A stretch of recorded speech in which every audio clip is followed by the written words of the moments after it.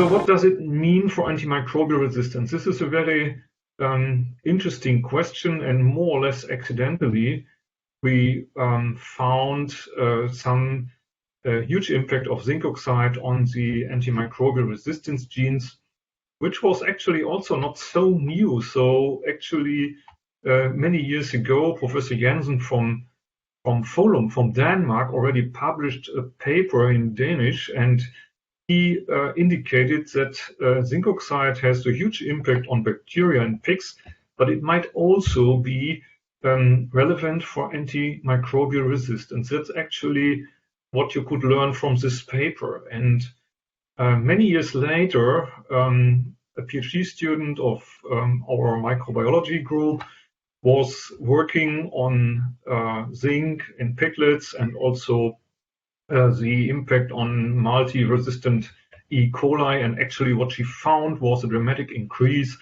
of multi-resistant E. coli in pigs which were fed pharmacological levels of zinc oxide.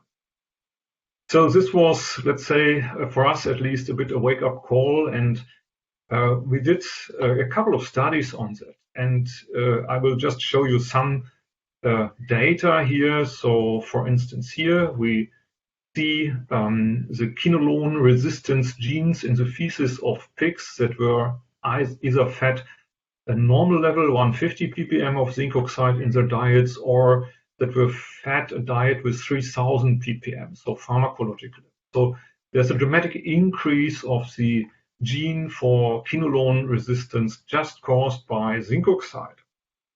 And we have done this a couple of times in several studies, and we always found the same. And the last study that was published last year from our group was quite, I would say, clear. So we used full genome sequencing here to characterize the intestinal microbiota.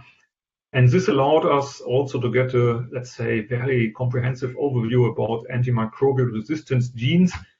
And you may recognize all the red arrows here. So these bars where you see the red arrow are indicating the level of antimicrobial resistant genes in our group, which received 2,500 ppm of zinc from zinc oxides. The other bars indicate groups which were fed low levels of zinc or different zinc sources. But here clearly you see we have an increase of antimicrobial resistance against tetracyclines, polypeptides, and so on and so on. So we can say pharmacological zinc oxide very obviously increased the multi-resistance problems in our piglets, which has been shown, as I said, also in many other studies.